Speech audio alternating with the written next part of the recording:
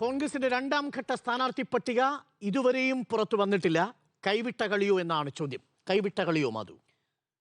ഏറെക്കുറെ കൈവിട്ട കളിയാണ് എന്ന് പറയേണ്ടിയിരിക്കുന്നു. കാരണം നേരത്തെ ഇവിടെ എണ്ണി പറഞ്ഞതുപോലെ 75 മണിക്കൂർ തെരഞ്ഞെടുപ്പ് പ്രഖ്യാപിക്കപ്പെട്ടതിന് ശേഷം പിന്നിട്ടിരിക്കുന്നു. 24 മണിക്കൂറിന്റെ അവകാശവാദവും പിറ്റേ ദിവസത്തെ പൂർണ്ണ പട്ടികയുടെ അവകാശവാദവും ഒക്കെ പോയിരിക്കുന്നു. പിന്നീട് മാധ്യമങ്ങൾ ചോദിക്കുമ്പോൾ പ്രതിപക്ഷ നേതാവ് സംസാരിക്കുന്നില്ല അതിനെക്കുറിച്ച്. ഇന്നിപ്പോൾ സണ്ണി ജോസഫ് ഇന്ന് പട്ടിക വരും, ഏറെക്കുറെ പൂർത്തിയായ ഒരു പട്ടിക വരുമെന്ന് പറഞ്ഞു. എന്തായാലും കോന്നിയും കണ്ണൂരും ഒഴിവാക്കിക്കൊണ്ടുള്ള ഒരു പട്ടികയെങ്കിലും വരുമെന്ന് വിചാരിച്ചു. ഈ നേരം വരെയും ഈ നിമിഷം വരെയും വന്നിട്ടില്ല. ഇന്ന് അല്പസമയത്തിനകം വരും എന്നാണ് പ്രതീക്ഷിക്കുന്നത്. നോക്കൂ, ഗ്രൂപ്പ് ഉണ്ടാകില്ല എന്ന് വാഗ്ദാനം ചെയ്തൊരു നേതൃത്വമാണ് ഇന്ന് സംസ്ഥാനത്ത് കോൺഗ്രസിനുള്ളത്. ഇപ്പോൾ എത്ര ഗ്രൂപ്പുകളെന്ന് എണ്ണാൻ കഴിയില്ല എന്നുള്ളതാണ് അതിൻ്റെ യാഥാർത്ഥ്യം. ഗ്രൂപ്പ് ഡാൻസ് ആണ് നടക്കുന്നത്. അത് രാഹുൽ ഗാന്ധി ഉദ്ദേശിച്ച തരത്തിലുള്ള ഗ്രൂപ്പ് ഡാൻസ് അല്ല. അതായത് ഓട്ടംതുള്ളലൊക്കെയാണ് ഗ്രൂപ്പായിട്ട് കളിക്കുന്നത്. ചവിട്ട് നാടകം ഓൾറെഡി ഗ്രൂപ്പ് ആയതുകൊണ്ട് അതും നടക്കുന്നുണ്ട് എന്നുള്ളതാണ് അവസ്ഥ. വെട്ടി അങ്ങ് നിരത്തുക എന്ന് പറയുന്നതാണ് ഈ അരങ്ങിൽ നടക്കുന്ന നാടകത്തിൻ്റെ വൺ ലൈൻ എന്ന് പറയുന്നത്. എന്താണ് ഇവിടെ സംഭവിച്ചതെന്നറിയാമോ? തദ്ദേശ തെരഞ്ഞെടുപ്പ് നടക്കുകയാണ്. തദ്ദേശ തെരഞ്ഞെടുപ്പ് നടക്കുമ്പോൾ കോൺഗ്രസിന് ഒരു എഡ്ജ് കിട്ടുന്നുണ്ട്. ശരിയാണ്, ഈ ജില്ലാ പഞ്ചായത്ത് 7 ഒക്കെ ആണെങ്കിലും കോൺഗ്രസ് പ്രതീക്ഷിക്കാത്ത തലത്തിൽ ഗ്രാമപഞ്ചായത്തുകളിലും മറ്റുമൊക്കെ വലിയ തോതിലുള്ള ഒരു മുന്നേറ്റം ഉണ്ടാവുകയാണ്. ഇവിടെ സെറ്റ് ചെയ്തു വെച്ചിരിക്കുന്ന ഒരു ഇലക്ഷൻ പാറ്റേൺ അനുസരിച്ച് LDFന് ലീഡ് കിട്ടും എന്ന് തന്നെയാണ് കോൺഗ്രസും വിചാരിച്ചിരുന്നത്. അവിടെ നിന്ന് തദ്ദേശത്തിന് ഒരു എഡ്ജ് കിട്ടുന്ന സമയത്ത്, കോൺഗ്രസ് വിചാരിക്കാത്ത മുന്നേറ്റം ഉണ്ടാകുന്ന സമയത്ത് ഭരിക്കാൻ പോകുന്നു എന്നൊരു വിചാരമുണ്ടാവുകയാണ്. അപ്പം ഞങ്ങളില്ലാതെ ഭരിച്ചാൽ എങ്ങനെയാ എന്ന് ഓരോ നേതാക്കളും ചിന്തിക്കുക. ഭരിക്കാൻ പോവുകയാണ്, അയ്യോ ഇവരെല്ലാവരും ഞങ്ങളിപ്പോൾ MP മാരൊക്കെയാണ്, പക്ഷേ ഇവരൊക്കെ മന്ത്രിമാരാകാൻ പോവുകയാണ്. സംസ്ഥാനത്ത് അധികാരം കിട്ടാൻ പോവുകയാണ്. അത് കഴിഞ്ഞാൽ സ്വാഭാവികമായും CPM ആണ്. അപ്പോൾ ഒരു 10 വർഷം, ഇത്തവണ ഞങ്ങൾ ഭരിക്കുന്നു, അടുത്ത തവണ CPM ഭരിക്കുന്നു, അപ്പോൾ ഒരു 10 വർഷം. ആ 10 വർഷം കഴിയുമ്പോൾ ഞങ്ങൾ ഈ അധികാര രാഷ്ട്രീയത്തിൽ ഉണ്ടാവില്ലല്ലോ. വേണ്ട, അതിപ്പോൾ ഈ ആങ്ങള മരിച്ചാലും വേണ്ടില്ല നാത്തൂൻ്റെ കണ്ണീര് കാണണം എന്നൊരു ഒരു സ്ത്രീവിരുദ്ധ പഴഞ്ചൊല്ലുണ്ട് നമ്മുടെ നാട്ടിൽ. ആ നിലയ്ക്കാണ് ഈ സാധനം മുന്നോട്ട് പോയത് എന്ന് പറയാതിരിക്കാൻ നിവൃത്തിയില്ല. വേറൊന്നും ഞാൻ പെട്ടെന്ന് നോക്കിയപ്പോൾ ഒരു പഴഞ്ചൊല്ലായിട്ട് കണ്ടുമില്ല. ആ നിലയ്ക്ക് പാർട്ടി കൈവിട്ടു പോയാലും വേണ്ടില്ല, പാർട്ടി നശിച്ചു പോയാലും വേണ്ടില്ല എന്ന് വിചാരിച്ചുള്ള അധികാരത്തിന് വേണ്ടിയുള്ള കൈവിട്ട കളിയാണ് ഇപ്പോൾ കാണാൻ കഴിയുന്നത് എന്നുള്ളതാണ്. ഇവരെല്ലാവരും വലിയ വീമ്പിളക്കുന്നത് എന്താണെന്നറിയാമോ? ഞങ്ങളൊക്കെ ജീവിച്ചത് പാർട്ടിക്ക് വേണ്ടിയാണ്, ഞങ്ങൾ വെള്ളമൊഴിച്ചുണ്ടാക്കിയതാണ് പാർട്ടി, ഞങ്ങൾ നട്ടുനനച്ചുണ്ടാക്കിയതാണ് പാർട്ടി, ഞങ്ങൾ പണിയെടുത്തുണ്ടാക്കിയതാണ് പാർട്ടി എന്നൊക്കെയാണ്. ഈ പാർട്ടിയാണ് ഇവർ വെല്ലുവിളിക്കുന്നത്. ഇവർ നട്ടുനനച്ചതെന്നും വളർത്തിയെന്നും വലുതാക്കിയെന്നും പറഞ്ഞ് ഈ പാർട്ടിയാണ് അവർ വെല്ലുവിളിക്കുന്നത്. നോക്കൂ, ഈ ഓരോ നേതാക്കളെയും കണ്ടിട്ടല്ല കേരളത്തിൽ ഒരു കോൺഗ്രസ്സുകാരനും KSUവിൽ ചേർന്നത്, ഒരു കോൺഗ്രസ്സുകാരനും യൂത്ത് കോൺഗ്രസിന്റെ ഭാഗമായത്, ഒരു കോൺഗ്രസ്സുകാരനും അവനവൻ്റെ ജോലി മാറ്റിവെച്ച് ഈ പറയുന്ന ബൈ ഇലക്ഷൻസ് നടന്നിടത്തും തദ്ദേശ തെരഞ്ഞെടുപ്പ് നടന്നിടത്തും പണിയെടുക്കാൻ പോയത് ഈ നേതാക്കളെ കണ്ടുകൊണ്ടല്ല. അത് പാർട്ടിയുമായി ബന്ധപ്പെട്ട അവരുടെ ഒരു ബോധ്യവും അവരുടെ പാർട്ടിയോടുള്ള സ്നേഹവും കൊണ്ടാണ്. ഇനി അതും പോകട്ടെ, കൊള്ളാൻ ഇറങ്ങിയിട്ടുള്ള യൂത്ത് കോൺഗ്രസ്സുകാരെ നിങ്ങൾക്ക് ഓർമ്മ ഉണ്ടാവുമല്ലോ അല്ലേ? വലിയ തോതിൽ ഈ നവകേരള യാത്രയൊക്കെ നടന്ന സമയത്ത് ഉണ്ടായ പോലീസ് അതിക്രമവും രക്ഷാപ്രവർത്തനവും ഒക്കെ ഓർമ്മയുണ്ടല്ലോ. ഈ കൊള്ളാൻ പോയ വഴിയിൽ കിടപ്പിലായപ്പോൾ എത്ര യൂത്ത് കോൺഗ്രസ് പ്രവർത്തകരെ ഓർമ്മയുണ്ടാകും ഈ നേതാക്കൾക്ക്? എത്ര പേരെ ഓർമ്മയുണ്ടാകും?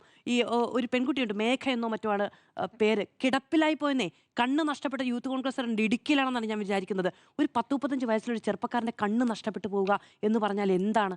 ഈ നേമം ഷജീർ എന്ന് പറയുന്നൊരു ചെറുപ്പക്കാരനുണ്ടല്ലോ തിരുവനന്തപുരത്ത്, എത്ര പേർ ക്രൂരമായ മർദ്ദനമാണ് നേമം ഷജീർ ഏറ്റുവാങ്ങിയത്. അങ്ങനെ എണ്ണി എണ്ണി എണ്ണി പറയാൻ എത്ര പേരുണ്ട്. ഇപ്പോൾ പത്തനംതിട്ടയിലെ വിജയ് ഇന്ദുചൂടൻ, അച്ഛൻ്റെ കഥ കഴിഞ്ഞ ദിവസമാണ് ഫേസ്ബുക്കിൽ പങ്കുവച്ചത്. അപ്പോൾ അങ്ങനെ ഈ പ്രസ്ഥാനത്തിന് വേണ്ടി ജീവൻ നഷ്ടപ്പെടുത്തിയ, ജീവിതം നഷ്ടപ്പെടുത്തിയ ഒരുപാട് മനുഷ്യരുണ്ടാകുമല്ലോ.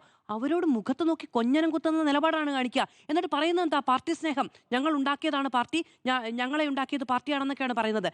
ഇങ്ങനെയുള്ള സാധാരണക്കാരായ അണികളുടെ അധ്വാനത്തെയും ജീവിതത്തെയും അവരുടെ പാർട്ടി ബോധത്തെയും ഒക്കെ വെല്ലുവിളിച്ചുകൊണ്ടും ഇളിച്ചു കാണിച്ചുകൊണ്ടും കൊഞ്ഞനം കുത്തിക്കൊണ്ടുമൊക്കെയാണ് ഈ വലിയ വലിയ തലമുതിർന്ന നേതാക്കൾ, തലപ്പൊക്കമുള്ളവരൊക്കെ ഗർജിക്കുന്നത് എന്നുള്ളതാണ് ഒരു വലിയ സങ്കടം എന്ന് പറയുന്നത്. നേരത്തെ PR സുനിൽ ചൂണ്ടിക്കാണിച്ചത് കൃത്യമാണ്. ഹൈക്കമാൻഡ് എന്ന് പറയുന്ന ഒന്നിന് കമാൻഡ് ഇല്ല എന്ന് കളിയാക്കി കോൺഗ്രസ്സുകാരെ കുറിച്ച് പറയാറുണ്ടായിരുന്നു. പക്ഷേ അക്ഷരാർത്ഥത്തിൽ കാണാൻ കഴിയുന്നത് അങ്ങനെയാണ്. രാഹുൽ ഗാന്ധി വലിയ നേതാവാണ്, രാഹുൽ ഗാന്ധിക്ക് ആത്മാർത്ഥതയുണ്ട്, രാഹുൽ ഗാന്ധി ഒരു ട്രൂ ഇന്ത്യൻ എന്ന നിലയ്ക്ക് വലിയ വിഷൻ മുന്നോട്ട് വെക്കുന്ന നേതാവൊക്കെയാണ്. പക്ഷേ നേതൃപരമായ സവിശേഷത, നേതൃപരമായ ഒരു മുന്നേറ്റം കാഴ്ചവെക്കാൻ എത്രത്തോളം കഴിയുന്നുണ്ട് എന്നുള്ളതൊരു ചോദ്യം തന്നെയാണ്. ഈ സംസ്ഥാനത്തൊരു പ്രശ്നമുണ്ടാകുന്നു. സംസ്ഥാനത്ത് ഈ പാർട്ടി സ്ഥാനാർത്ഥി ലിസ്റ്റുമായി ബന്ധപ്പെട്ടൊരു പ്രശ്നമുണ്ടാകുന്നു. നേരിട്ട് വിളിക്കണമെന്നേ, ഈ നേതാക്കളെ നേരിട്ട് പോയി കാണണം, അല്ലെങ്കിൽ നേരിട്ട് വിളിക്കണം, സംസാരിക്കണം, അത് സോർട്ട് ചെയ്യണം. അല്ലെങ്കിൽ പിന്നെ എന്തിനാ ഹൈക്കമാൻഡ്? ഇവിടെ നിന്ന് കൊടുക്കുന്ന ലിസ്റ്റിൽ ഇവിടെ നിന്ന് തന്നെയുള്ള ഒരാൾ വെട്ടുകയും തിരുത്തുകയും ചെയ്യുന്നത് നോക്കിക്കൊണ്ട് നിൽക്കാനാണോ ഹൈക്കമാൻഡ്? അപ്പം അങ്ങനെയല്ല. ഇവിടെ വന്ന് രാഹുൽ ഗാന്ധി എന്നൊരൊറ്റയാളെ മുന്നിൽ നിർത്തിയപ്പോൾ ഇവിടെ ആളുകൾ എങ്ങനെയാണ് വോട്ട് ചെയ്തത്? കേരളത്തിന്റെ രാഷ്ട്രീയം രാഹുൽ ഗാന്ധി എന്ന് പറയുന്ന ഒരാൾക്ക് വേണ്ടി എങ്ങനെയാണ് പ്രവർത്തിച്ചത്? അപ്പോൾ അദ്ദേഹം അത് മനസ്സിലാക്കുകയും അതിനനുസരിച്ച് പ്രവർത്തിക്കുകയും വേണം എന്നുള്ളതാണ് ഞാൻ വിചാരിക്കുന്നത്. അപ്പോൾ അങ്ങനെ ഒന്നും ഉണ്ടായിട്ടില്ല. ഇനി ഈ സ്വന്തം പാർട്ടിയെ നയിക്കാൻ ശേഷിയില്ലാത്ത നേതാക്കൾ ഒരു സംസ്ഥാനത്തെ നയിക്കും എന്ന് ജനങ്ങൾ വിശ്വാസത്തിലെടുക്കണം എന്ന് വിചാരിക്കുന്നത് എത്ര വലിയ പ്രിവിലേജ് അവകാശപ്പെടലാണ്. അവനവൻ്റെ പാർട്ടിയുമായി ബന്ധപ്പെട്ടൊരു കെട്ടുപാടുണ്ടാക്കാനോ അവനവൻ്റെ പാർട്ടിയിലെ നേതാക്കളെ ഒരുമിച്ച് മുന്നോട്ട് കൊണ്ടുപോകാനോ കഴിയുന്നില്ല. പക്ഷേ ജനങ്ങൾ നിങ്ങളെ നയിക്കാൻ തിരഞ്ഞെടുക്കണം എന്നാണ് അവകാശപ്പെടുന്നത്. കഷ്ടമാണ്. ലീഡർഷിപ്പ് ഇഷ്യൂ എന്ന് പറയുന്നത് ഇന്ന് പ്രതിപക്ഷ നേതാവ് പറഞ്ഞൊരു വാക്കുണ്ട്, ഗാലക്സി ഓഫ് ലീഡർഷിപ്പ് ഉണ്ട് അത്രേ കോൺഗ്രസിന്. അപ്പോൾ അത് ശരിയാണ്. എപ്പോഴാണെന്നറിയാമോ അത് അഭിമാനത്തോടു കൂടി പറയാൻ കഴിയുന്നത്? ഈ ഗാലക്സി ഓഫ് ലീഡർഷിപ്പ് ഒരുപോലെ പ്രവർത്തിക്കുകയാണെങ്കിൽ അതൊരു ആത്മാഭിമാനമായിട്ട് അവകാശപ്പെടാം. ഇത് പക്ഷെ എന്താ സംഭവിക്കുന്നതെന്ന് അറിയാമോ? ഓരോ നേതാക്കളും അവനവൻ്റെ അധികാരത്തിന് വേണ്ടി ഇലക്ഷനെ കുറിച്ചല്ല ചിന്തിക്കുന്നത്, ഇലക്ഷന് ശേഷമുള്ള അധികാരത്തിലേറലിനെ കുറിച്ചാണ് പരസ്യമായി തന്നെ ചിന്തിക്കുന്നത് എന്നുള്ളതാണ് പ്രകടമായിരിക്കുന്നത്. അവിടെയാണ് അവർക്കത് കൈവിട്ടു പോകുന്നത് എന്നുള്ളതാണ്. ഇനിയൊന്ന്, മുന്നണി സംവിധാനം. എനിക്ക് വളരെ കൃത്യമായ ഓർമ്മയുണ്ട്. ഇതിനു മുൻപ് അധികാരത്തിലെടുത്തപ്പോൾ ഉമ്മൻചാണ്ടിയും കെ എം മാണിയും പി കെ കുഞ്ഞാലിക്കുട്ടിയും ഒക്കെ അധികാരത്തിൽ പരിഹാസങ്ങളൊക്കെ ഉണ്ടായിട്ടുണ്ട് അധികാരത്തിലെടുത്തപ്പോൾ. പക്ഷേ ലീഗ് നേതൃപരമായ ക്രൈസിസ് മാനേജ്മെന്റ് എന്ന് പറയുന്ന ഒരു നിലയെടുത്തിട്ടുണ്ടായിരുന്നു. ഈ മുന്നണി തമ്മിലുള്ള പ്രശ്നങ്ങളൊക്കെ ഉണ്ടാകുമ്പോൾ പി കെ കുഞ്ഞാലിക്കുട്ടി അതൊന്നും വലിയ ഇഷ്യൂ ആക്കണ്ട എന്ന നിലയ്ക്ക് വളരെ സ്വതസിദ്ധമായി അതിൽ ഇടപെടുകയും അതിൽ പ്രശ്നപരിഹാരത്തിന് നിൽക്കുകയും ഒക്കെ ചെയ്യുന്നു. പക്ഷേ ഇപ്പോൾ നിലവിൽ UDF-ലെ ഈ സീറ്റ് തർക്കവുമായി ബന്ധപ്പെട്ടോ മുന്നണി പ്രശ്നവുമായി ബന്ധപ്പെട്ടോ അങ്ങനെ ഒരു ഇടപെടലിന് ലീഗ് നിൽക്കുന്നില്ല എന്നത് വളരെ പ്രകടമാണ്. കുട്ടനാട്ടിൽ പ്രശ്നമുണ്ട്. DCC വൈസ് പ്രസിഡന്റ് കണ്ണീരും കയ്യുമായിട്ടാണ് മാധ്യമങ്ങളെ കണ്ടത്. അപ്പോൾ അങ്ങനെ പാർട്ടിയുമായി ബന്ധപ്പെട്ട് നിൽക്കുന്ന ആളുകൾക്ക് കണ്ണീരോടുകൂടി മുന്നോട്ട് വരേണ്ട സാഹചര്യം ഉണ്ടാകുന്നത് എങ്ങനെയാണ്? അപ്പോൾ ആ വിഷയത്തെ അഡ്രസ്സ് ചെയ്യണമെന്നുള്ള പ്രശ്നമാണ്. അമ്പലപ്പുഴയിൽ മണ്ഡലം സെക്രട്ടറി സ്വതന്ത്രനായി മത്സരിക്കുമെന്ന് തീരുമാനിച്ചു, പാർട്ടി സസ്പെൻഡ് ചെയ്തു. അതെന്താ? മണ്ഡലം സെക്രട്ടറിക്കെതിരെ വാളെടുക്കാം, MP-മാർക്കെതിരെ ഇത് പറ്റില്ലേ? അപ്പോൾ മണ്ഡലം സെക്രട്ടറി ഇത്തിരി കുറഞ്ഞവൻ വെട്ടിയ കുഴപ്പമില്ല. MP-മാർ പക്ഷെ വലിയ കൂടിയ ആളുകളാണ്. അപ്പോൾ അവിടെ ഈ അച്ചടക്കം ബാധകമല്ല. എന്തൊരു ഇരട്ടത്താപ്പാണത്. പയ്യന്നൂരിൽ പ്രശ്നമില്ലേ? ഈ കുഞ്ഞികൃഷ്ണന്റെ ഇതുമായി ബന്ധപ്പെട്ട് അവിടെ വലിയ പ്രശ്നം നടക്കുകയാണ്. അതായത് ഇന്നലെ വരെ അപ്പുറത്ത് നിന്ന ആളുകളെ പിന്തുണയ്ക്കാൻ തീരുമാനിക്കുകയാണ്, വിസ്മയം എന്നതിന് വിളിപ്പേരിടുകയാണ്. അവിടെ നിൽക്കുന്ന അതിനുവേണ്ടി പ്രവർത്തിക്കുന്ന 10 വർഷം അധികാരത്തിലില്ലാതെ ഒരു പാർട്ടിക്ക് വേണ്ടി പ്രവർത്തിച്ചവൻ്റെ അധ്വാനത്തെ കാണാതെ പോകരുത്. അപ്പോൾ അവരോടൊക്കെ നിങ്ങൾ അവിടെ അടങ്ങിയിരിക്കൂ എന്ന് പറയുകയാണ്. തളിപ്പറമ്പിൽ പ്രശ്നമുണ്ട്, തൃക്കരിപ്പൂരിൽ പ്രശ്നമുണ്ട്. തൃക്കരിപ്പൂരിൽ ഇന്ന് DCC അധ്യക്ഷൻ തന്നെ വന്ന് ഇത് പറയുകയാണ്. പക്ഷേ സന്ദീപ് വാര്യർക്ക് സീറ്റ് കൊടുക്കുക എന്ന് പറയുന്നത് സന്ദീപ് വാര്യരെ ഒരു തെരഞ്ഞെടുപ്പിന്റെ സമയത്ത് വിളിച്ചുകൊണ്ട് വന്നതാണ്. അപ്പോൾ അതിനൊരു കമ്മിറ്റ്മെന്റ് ഉണ്ട്. അപ്പോൾ ക്രിസ്റ്റൽ ക്ലിയർ എന്ന് അപ്പുറത്ത് സർട്ടിഫിക്കറ്റ് കൊടുത്തപ്പോൾ ഇപ്പുറത്തോട്ട് വന്നതാണ്, വലിയ പൊളിറ്റിക്കൽ എഡ്ജ് ഉണ്ടാക്കിയതാണ്. അപ്പോൾ അതിന് മറുപടി പറയേണ്ട സാഹചര്യമുണ്ട്. VSOI അതുകൊണ്ട് അക്കോമഡേറ്റ് ചെയ്യാതിരിക്കാൻ പറ്റും. അപ്പോൾ ഇങ്ങനെയുള്ള ഈ പ്രശ്നങ്ങളൊക്കെ ഇതൊരു സുഡോക്ക് കളിക്കുന്ന പോലെയാണല്ലോ. അപ്പോൾ അതിന് നേരിടേണ്ടത് ആരാണ്? ലീഡർഷിപ്പ് ഒരുമിച്ചിരുന്നിട്ടാ, ഇങ്ങനെ ഒരു ടേബിളിലിരുന്നിട്ടാ. ഒരു ടേബിളിലിരിക്കുമ്പോൾ അതിനുള്ള ഐക്യം വേണമെന്നുള്ളതാണ് പ്രശ്നം. പൂഞ്ഞാറിൽ അലോഷ്യസ് സേവ്യർ പ്രഖ്യാപിക്കപ്പെട്ടിട്ട് പോലുമില്ല. അതിനു മുമ്പ് അവിടെ കൊഴി പിടിക്കുകയാണ്, നടക്കില്ല എന്ന് പറയുകയാണ്.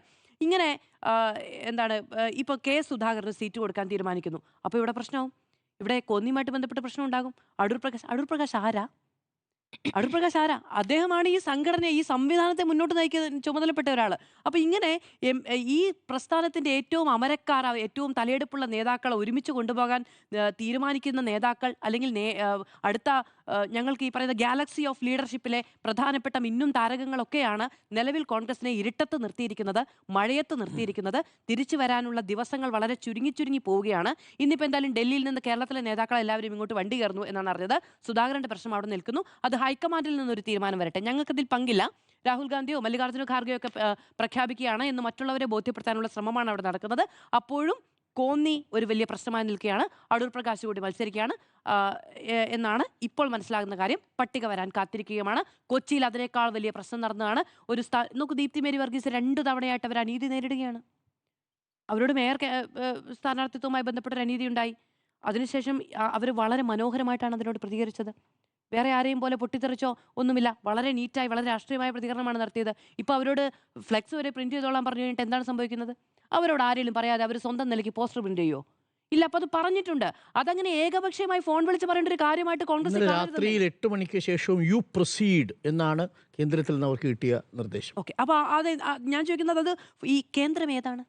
രാഹുൽ ഗാന്ധി വിളിച്ചിട്ടുണ്ടായിരിക്കില്ലല്ലോ അല്ലേ? അപ്പൊ സ്വന്തം കേന്ദ്രമായിട്ട് പ്രഖ്യാപിക്കുന്ന ചിലരായിരിക്കുമല്ലോ ഈ യു പ്രസിഡന്റ്. ഹൈക്കമാൻഡ് എന്തായാലും പേഴ്സണൽ മെസ്സേജ് അയക്കില്ലല്ലോ. അപ്പൊ ആ നിലയ്ക്ക് ഇത് സ്വന്തം എന്തോ വീട്ടുകാര്യമാണെന്ന് വിചാരിക്കുന്നവരുടെ പ്രശ്നമാണെന്നാണ് ഞാൻ പറയുന്നത്. പാർട്ടി തീരുമാനത്തിന് മുൻപ് സ്വന്തമായി തീരുമാനമെടുക്കാൻ കഴിയുന്നവരെ പാർട്ടിയുടെ അഖിലേന്ത്യാ നേതൃത്വം ഏൽപ്പിക്കുന്നിടത്ത് പ്രശ്നമുണ്ടെന്നേ, അത്രേ ഉള്ളൂ. ഓക്കെ.